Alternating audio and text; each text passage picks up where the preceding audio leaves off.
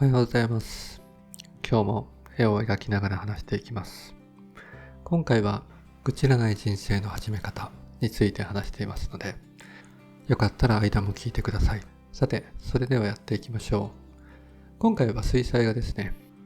前回の水彩画からちょっと反省をしてみると、構図的に真横からの構図だったので、あまり光の加減とか気にしなくてよかったという意味では楽だったんですけど、結構ごまかしの効く構図だったので、ちょっと今回は明暗をつけなきゃいけない構図をちょっと選択してみました。あとは、自分は基本グリッドを使って描くんですけども、前回はちょっとグリッドを、シャーペンで描いたせいで結構最後まで、水彩画だとね、やっぱりシャーペンの色が残ってしまうので、今回は水彩画の水で色が溶けるように水彩色鉛筆というのを買ってグリッドを引いています。最終的にこれ消えてくれればいいなという感じではあります。以上2点ですね。うまくいけばいいなという感じです。では、楽しんでいきましょ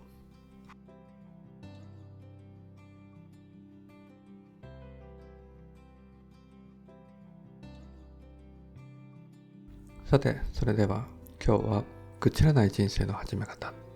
というテーマでお話しします。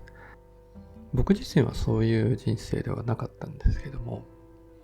妻と結婚してね、妻の友達の話を聞いてると、こういう人が多いらしいですね。愚痴ってるってプラスのイメージないじゃないですか。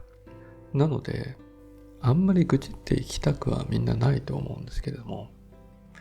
もちろんそれ自体は否定するつもりはないんですよ。やっぱり愚痴って次の日前向きに生きられるんであれば、それは全然いいと思うんですけども、もしそうじゃないんであれば、ちょっと行動を起こしましょう。で、そのための考え方をちょっとお話していきますね。まず、愚痴っている人って基本的に自分の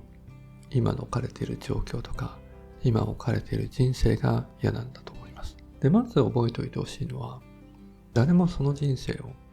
あなたに強制してないですよ、という話です。例えば、今日会社に行かなければいけない。嫌だな。でも別に会社に行かないという選択肢はありますよね。その会社で働くという選択は自分で行ってるんですよね。会社に行かないという人生を本当に求めているんであれば、その選択肢はあなたにあるわけです。だって世の中会社に行ってない人たくさんいますよね。なので最初のステップは自分の理想の人生をイメージすることですね。で、ここで注意してほしいのは、自分の理想の人生っていうのは単純に人の人生のいいとこだけを集めたものではないということです。なので例えば会社に行かない人生が理想だというふうに考えたときに、例えば周りの人を見て、あの人会社に行ってない、いいな。で、会社に行かないという部分だけが人生ではないですよね。会社に行ってない人は他の部分で苦労しているかもしれないので、自分の理想の人生をイメージするときに、単純に周囲にいる羨ましい人のいいとこ取りをしても、それは実現可能な人生にはならないわけですよ。なので、24時間、1週間、どういう人生を送るのが自分の理想なのか、それをイメージすることなんです。なので、例えば、1週間寝ているって、これも現実的じゃないんじゃないですか。さすがにお金はどっかで稼がなきゃいけないので、世の中にそういう人間が実際に存在していれば、それはもう実現可能と言えると思います。なので、最初にやるべきは、実現可能な理想の人生をイメージすること。で、もう一つ気をつけてほしいのは、否定文ではなく、肯定文で語るということです。あれをしたくない、これをしたくない。ではないわけですよ、人生って。何々するというのが人生なので。愚痴ってる人の多くがね、実際には自分の理想の人生というものがイメージできてないと思いますね。それを持ってない上で、なんか今が嫌だ。それだけ言い続けているんだと思います。なのでね、理想の人生をイメージすることが最初のステップなので、ぜひこのファーストステップをやってみてください。それができたらあとはそこに到達するまでのステップを細かく分割して、最初のステップに集中していくだけです。それを達成するまでに何をすればいいのか、どういうことをやればいいのか、障害の克服に集中するだけで。そうすれば人と話すときは愚痴るのではなくて、そこに到達するためのアドバイスとかヒントを探すようになりますので、前向きになりますよね。あとは自分の理想の人生に近づくのに役に立たないけど、なんとなく続けていた習慣なんかはあっさりやめることができます。人間、体裁や常識に引っ張られますけれども、あなたの理想の人生にそれ必要ですか？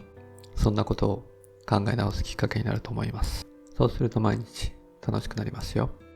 なぜなら毎日が自分の理想の人生に近づくためのチャンスなので、その通りだなと思ったらぜひ今日からやってみてください。